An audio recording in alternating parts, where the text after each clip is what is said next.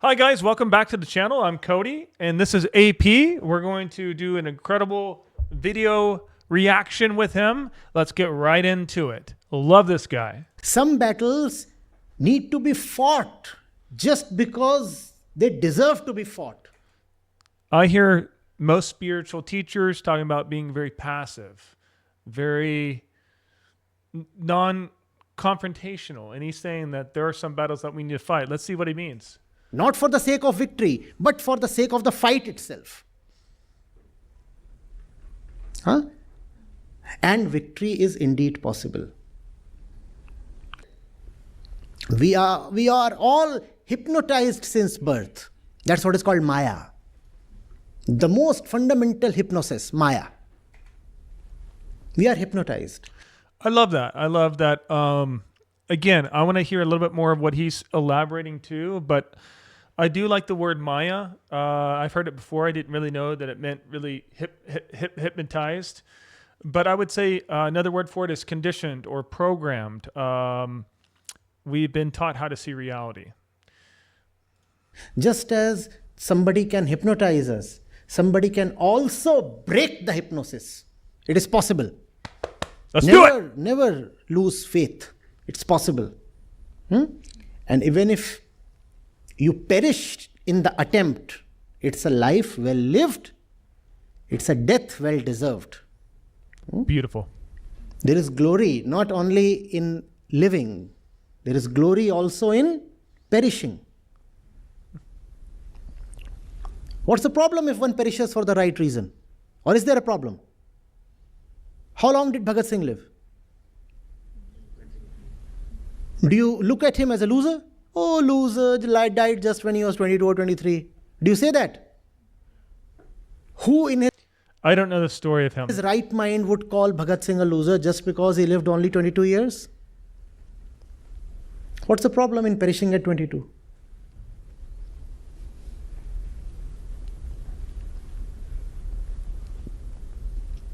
Fight the right battle. I feel there's a little bit more intensity in him in this video, just a little bit more passion and aliveness and kind of inner will, inner fight within him too.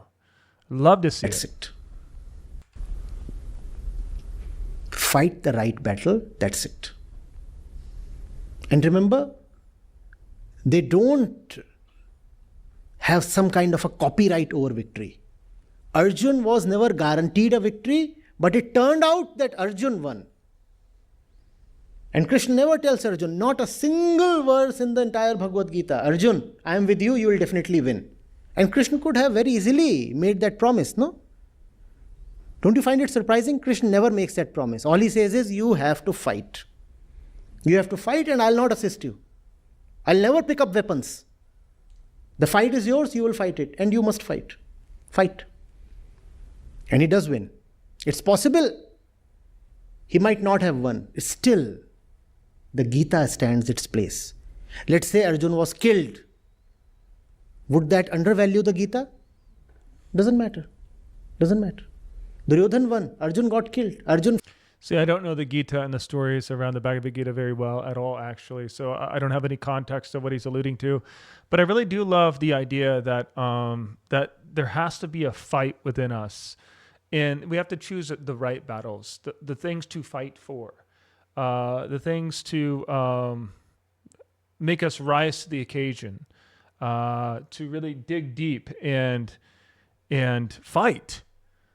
And I believe that that's what it's like in the gym every single day for me. Is there's no part of me that wants to go in there, but when I'm in there, I have to decide that I'm going to give every single possible fiber of my being to that workout, because that fight, that tenacity in me, that wildness in me, it needs to be stoked. It needs to be honored.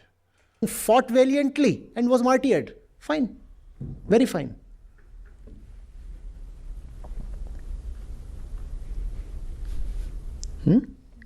So try and don't think too much of the result. Love that.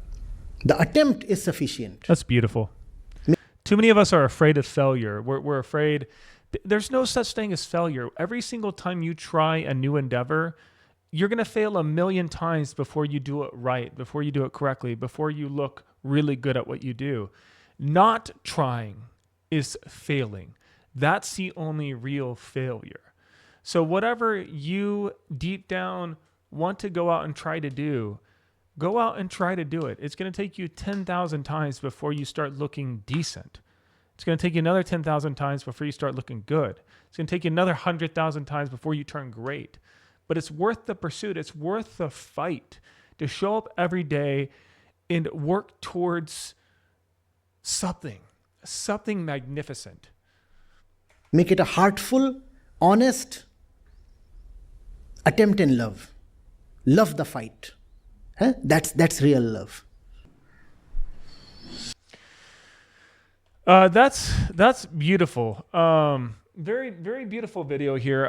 Let me know a little bit of the context of of what AP's saying here. And I like a spiritual teacher who's showing us that, like, it's not the passive femininity in us that is needing to be stoked at all times. I mean, that part of us is very important. It's essential.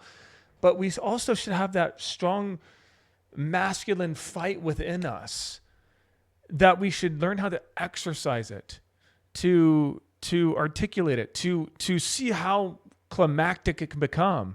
And we can use it to honor these fights that are worth it. Because life is about incessant growth and willpower. And I believe that there's a lot of fighting in willpower. And if we just remain passive and observe from a distance, and that's cool. We do need that. But we also need the paradox of that, which is this inner will to live and create and dominate. And these words, people take offense to all these things. You want to dominate in your life. You want to be good at everything you touch. You want to give it your full attention. You want to give it your full maximum effort. And that's beautiful. That's what I call fight. So let's bring out a bit more fight in 2025. Let's not be ashamed and passive and half attentive. We do it half-assed. We don't really know what we want to do, so we don't really try.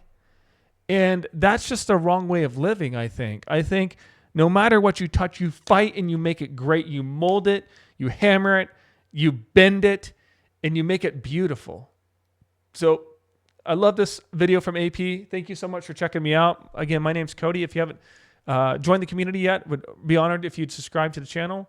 Welcome aboard, and I'll definitely catch you guys on the next reaction video. Thank you so much for your time.